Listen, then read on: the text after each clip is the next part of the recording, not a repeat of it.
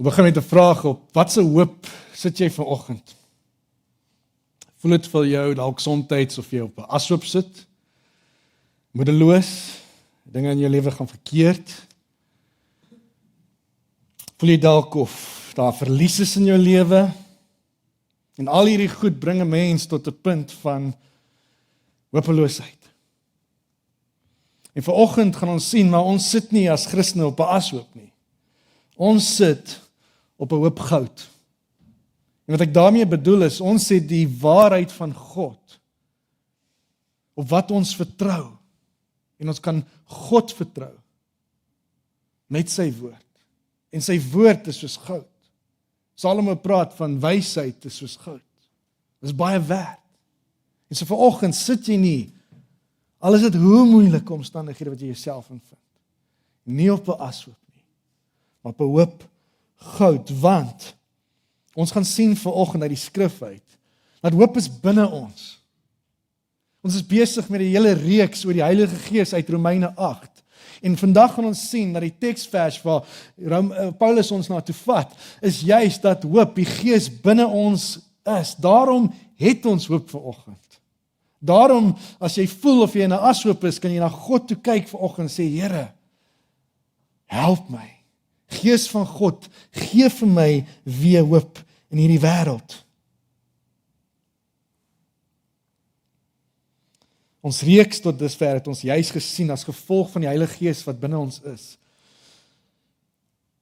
daar geen veroordelinge wie in Christus is nie. Jy kan daai eerste slide maar opsit. Niks nie. Die wat in Christus is, het geen veroordeling nie. Die tweede een wat ons gesien het uit die laaste reeks is dat die Heilige Gees help ons dan om te lewe. Die verskil, ons het gesien die verskil tussen om in die vlees te lewe en in die gees. Groot verskil. Ons het gesê dat om in die vlees te lewe is om volgens die vlees te volg en te leef. Om in die gees te lewe is om te sê, Heilige Gees, help my.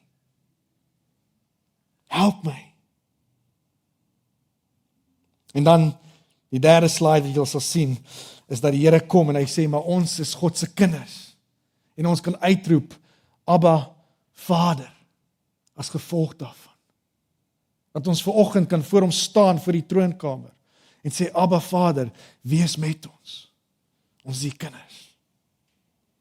En dan laastens wat ons sien, en waarna toe ons werk, is uiteindelik vers 38 en 39, waar niks kan ons skei van die liefde van ons Here nie.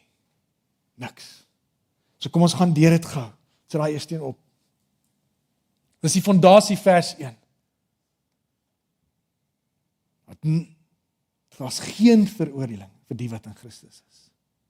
Dan het ons gesien Gees, om volgens die Gees te lewe en volgens die vlees te lewe.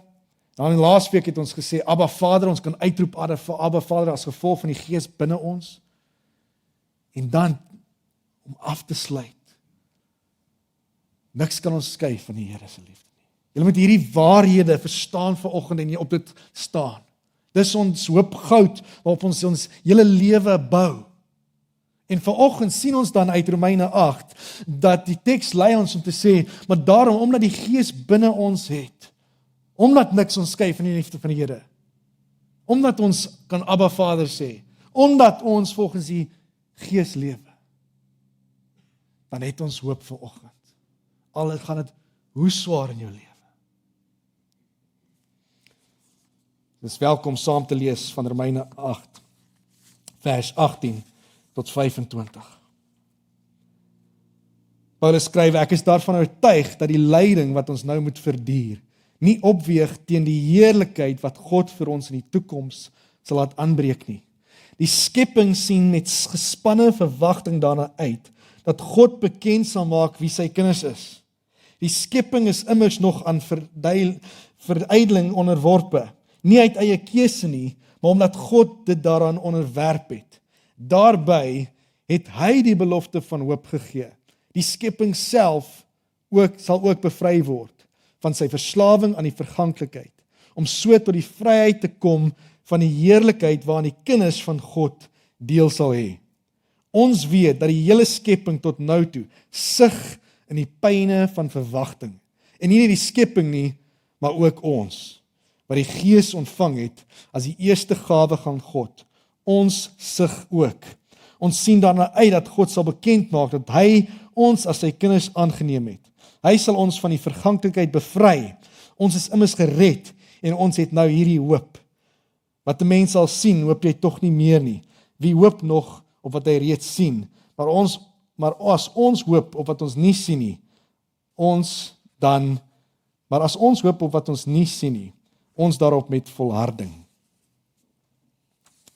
Vader, help ons nou, Vader, dat hierdie skrif en u Gees ons kom hoop gee in beproewing, in tye wat donker is, moeilik is, asseblief, Vader. Amen. Hoe maak ons as dit met ons as Christene swaar gaan? Ek weet nie van julle nie, maar daar's donker tye in mense lewe. Al donker tye gehad? Natuurlik. Hoe maak ons as ons bid en dit voel of die Here nie ons antwoord in daai tye nie? Waar lê jou hoop dan? En waarop is jou hoop dan gebou? In Romeine 8 is duidelik dat die Gees binne ons is en hy gee vir ons hoop. Ons gaan terug na Romeine 8 vers 18. Paulus sê, ek is daarvan oortuig dat die lyding wat ons nou moet verduur, nie opweeg teen die heerlikheid wat God vir ons in die toekoms sal aanbreek nie. Kom ek vra jou, is jy oortuig oor jou toekoms? Paulus sê nie, ek weet wat kom nie, ek weet wat gaan gebeur nie. Paulus skryf en hy is oortuig dat dit wat hy nou beleef, die lyding wat deur hy gaan, en hy het 'n klomp lyding gaan, hy was in die tronk gegooi, hy was geslaan, hy het toe sy lewe opgeoffer, hy het gestaan van finansiëel geseën te wees en om niks te hê nie. Hy weet wat dit is om honger te gaan slaap.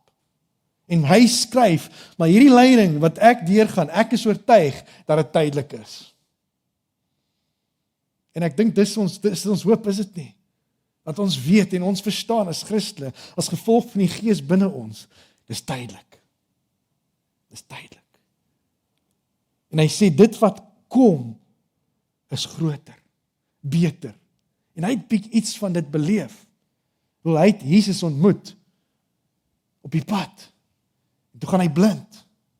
En hy het iets van die heerlikheid van God gesien. Hy het iets verstaan van wat in die hemel wag. En dis ons troos. So ons, in ander woorde, ons moet vorentoe kyk, nie agter nie.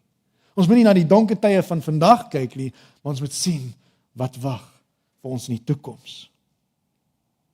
My vraag is jy oortuig? Hebreërs 11 vers 1 sê die volgende, hy sê, om oortuig te wees, is om geloof te hê.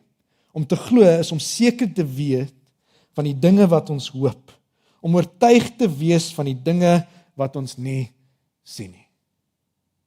Dis geloof. En daarom sit jy hier vanoggend. Jy is oortuig dat jy 'n seun of 'n dogter van God is. Jy is oortuig dat ons moet saamkom as sy God se kinders en hom aanbid. Jy is oortuig dat jy voor die waarheid is, daarom kom jy en luister jy. En my vraag is, jy oortuig oor jou toekoms, oor die ewige lewe, want daarin lê ons hoop.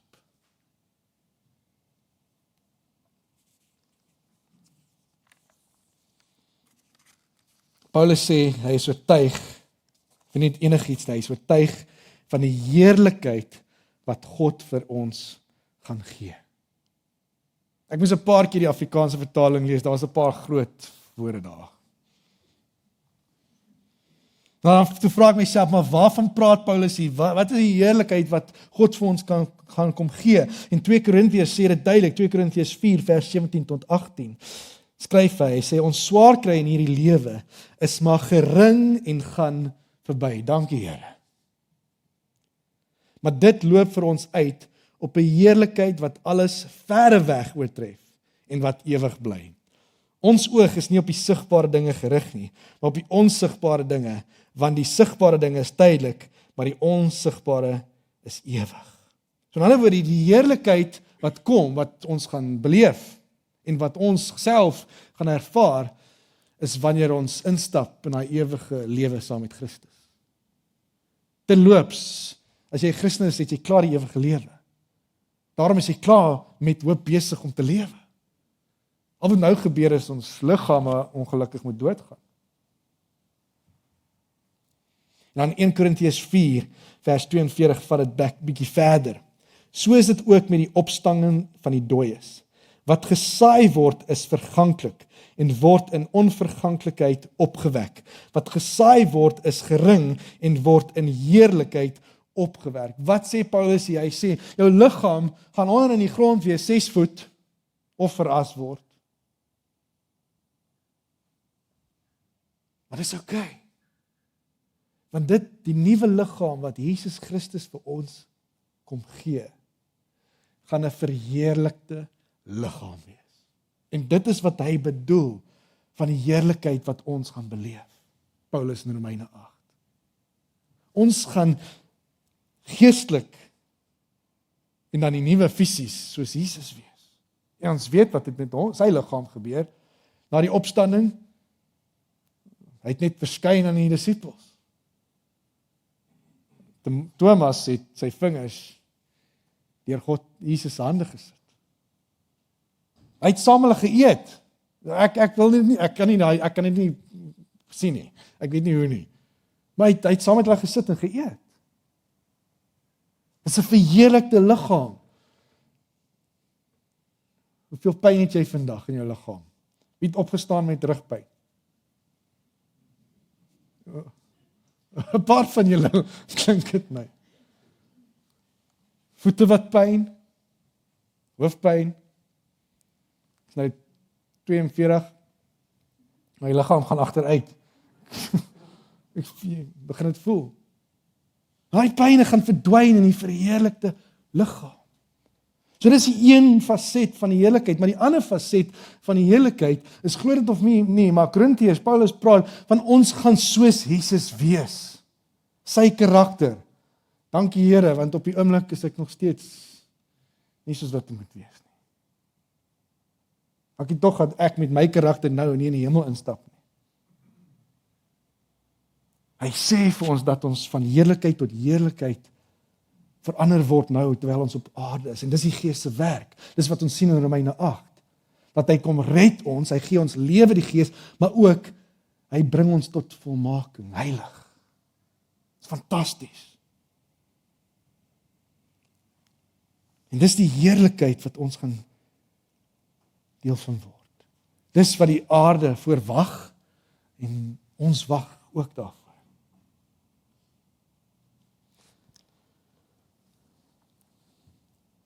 So om met hoop te leef beteken om oortuig te wees dat die pyn van vandag verdwyn met die helder glans van môre. Die pyn van vandag verdwyn met die helder glans van môre. Romeine 8 vers 19 tot 22 toe sê dit verder. Die skepping sien met gespanne verwagting daarna uit dat God bekend sal maak wie sy kinders is. Die skepping is immers nog aan verydeling onderworpe. Sien, daar is die groot woorde. Nie uit eie keuse nie, maar omdat God dit daaraan onderwerp het. Daarby het hy die belofte van hoop gegee.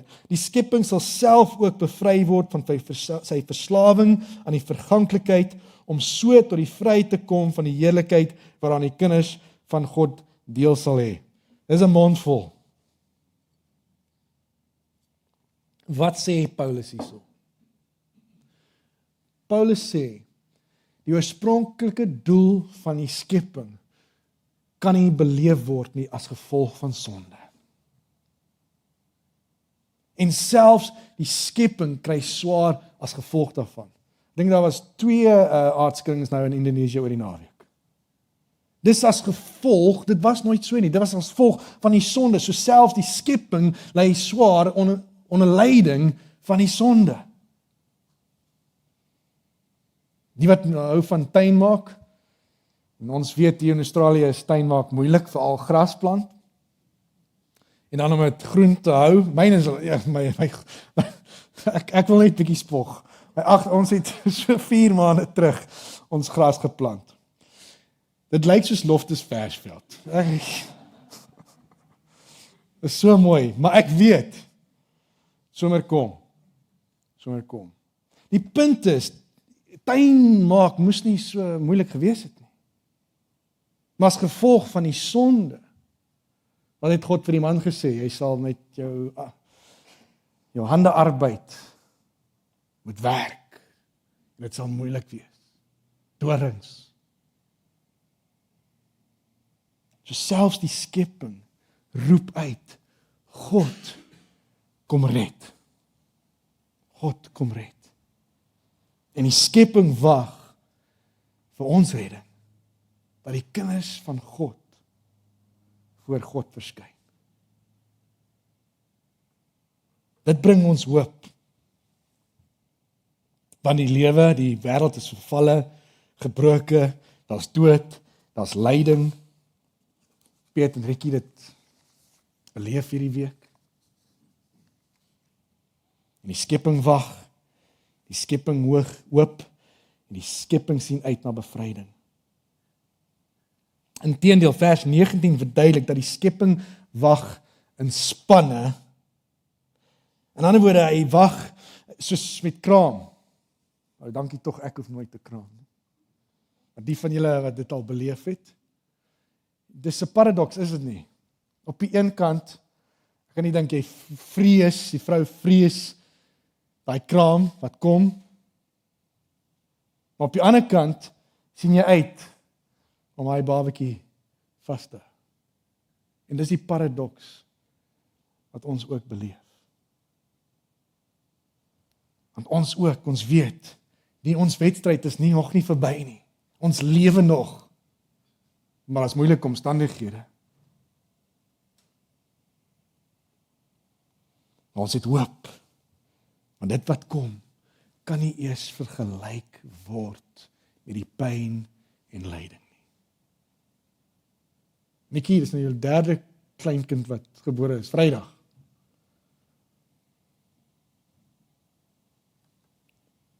En daai is 'n uitsien. Spesiaal. En vir 'n ma, ek kan net dink, dis haar dryfkrag. Ek gaan hierdie babatjie uitstoot. Wanneer hierdie pyn gaan.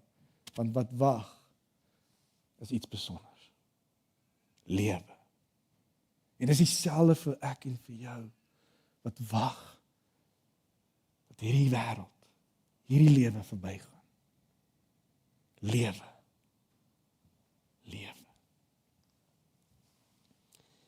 En die kerngedagte vanoggend is Romeine 8 vers 23. Dis die Gees binne ons wat ons oortuig van hierdie lewe. En nie net die skepping nie, maar ook ons wat die Gees ontvang het as die eerste gawe van God. Ons sug ook. Kom ons stop net gou daar. Wanneer laas jy gesug? Wanneer laas in die kerk gesug? Kom sug gou. Doen dit. Weet jy wel in die kerk sug? Daar sy.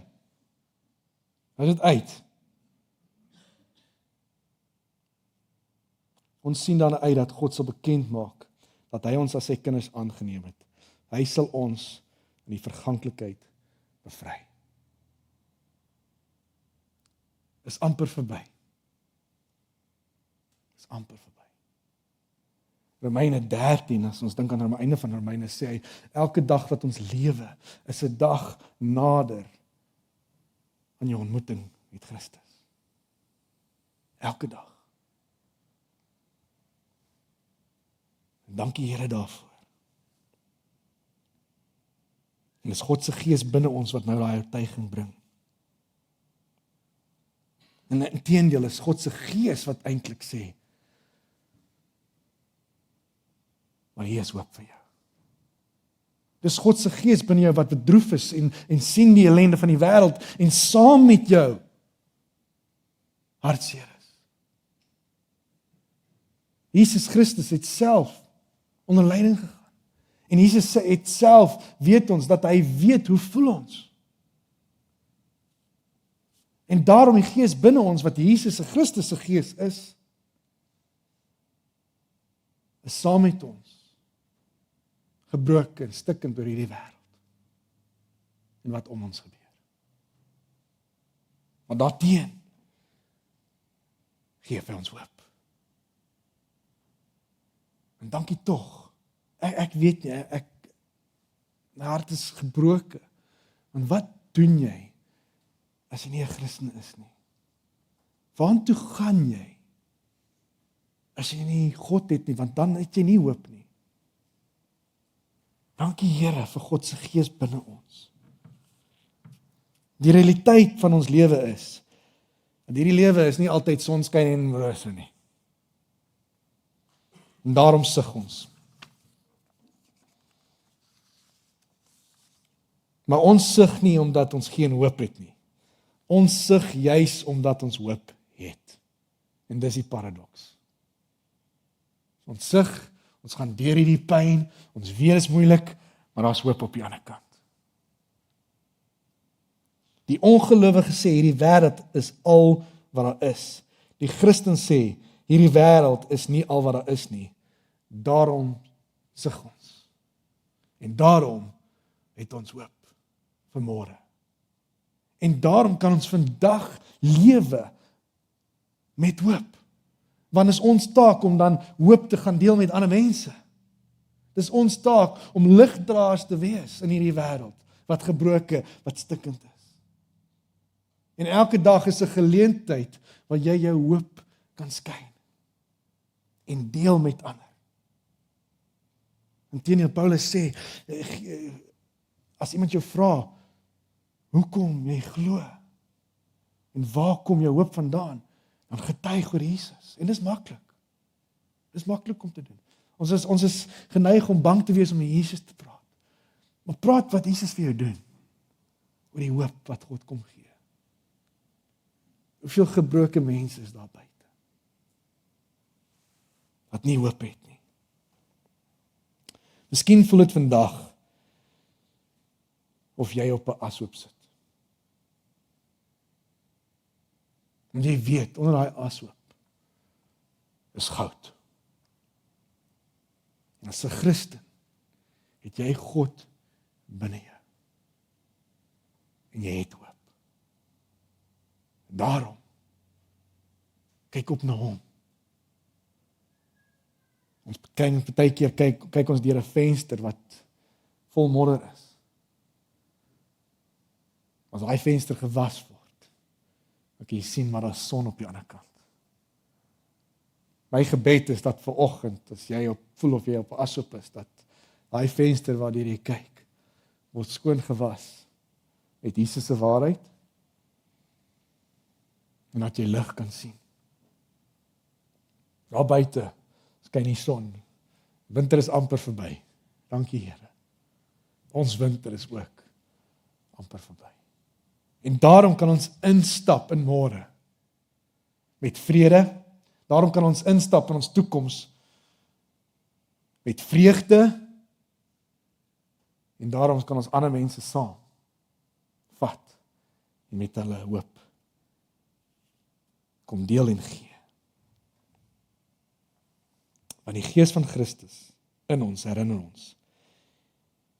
Die beste van jou lewe lê nie agter jou nie. Maak nie saak hoe oud jy is nie, maak nie saak hoe seer jou liggaam is nie. Die beste lê nie agter jou nie. Die beste lê voor. Nou gaan ek met my woorde 'n bietjie moet verander in die huis. Ek sê vir Sonja gereeld, nee, daar ons het nou die kruin gekom en ons nou afdraand. Ek moet het verander, anders te glo ek nie wat ek geskryf het nie. Die beste lê nog voor. Dankie Here daarvoor. En daarom het ons hoop. Ons hoop rus op God se toekoms, nie op jou omstandighede nou nie. En die hele skepping wag saam met ons, dat ons voor God staan, as sy kinders, en hy met oop arms, elkeen van ons, innooi, en sê, kom kind,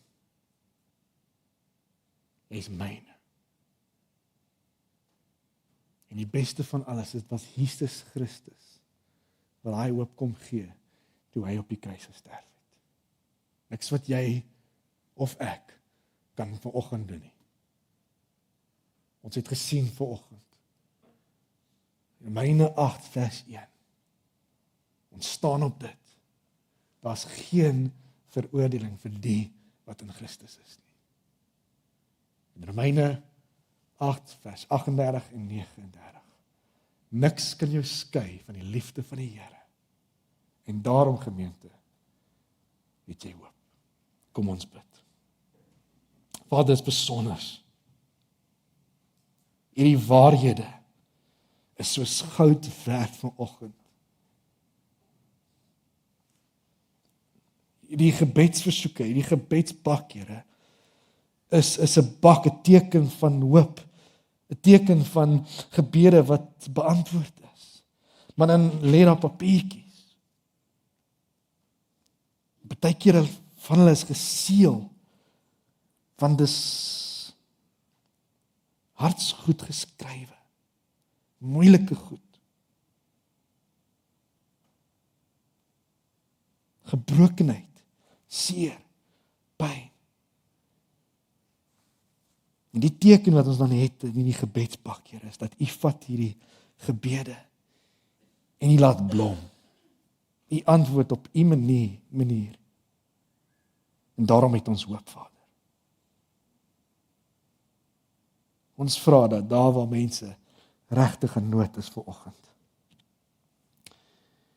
Gees van God, blaas hierdie vuur van hoop in hulle. Bemoedig hulle, troos hulle. Sit met hulle, Vader. Dat elkeen van ons verstaan, ons kan na Jesus toe kom nou. Ons kan nou na U toe kom. En U wil vir ons sorg. U wil vir ons gee. U wil ons troos. Dis die beloftes. En U sal vir ons vreugde gee. So Vader, sien U kinders raak. En vul ons met hoop. In Jesus se naam. Amen.